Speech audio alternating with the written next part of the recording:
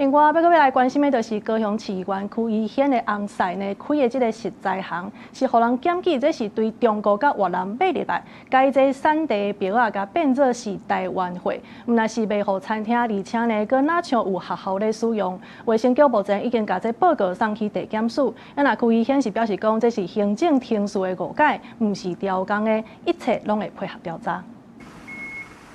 隨網標出涉嫌甲實在改票啊洗產地代誌，高雄市議員區務縣紅賽張干正規開的大發實在行，佇大寮2大倉庫早起也是會當看到有貨車、冷凍車出入。根據了解，去年11月高雄衛生局接到檢舉，大發實在行敢若甲國外進口的食材，包括中國的白鰻、越南的豬仔骨，摕來改票啊洗產地，用台灣生產的票啊去出貨。衛生局抽驗了後，已經甲報告送到高雄地檢署，按照食安法甲早期罪進行偵辦。於115年3月4日，持法院核發之搜索票搜索業者，並傳喚張簡信負責人到案。經檢察官預支交保5萬元，本案將持續調查相關證據，以釐清事實。那這次的問題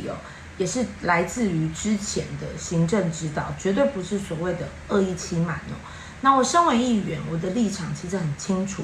食安優先實事求是。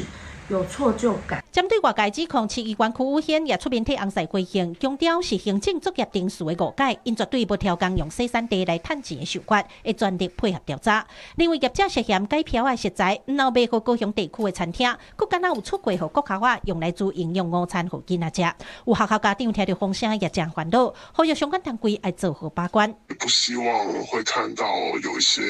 就是類似洗產地的這樣子的一個問題。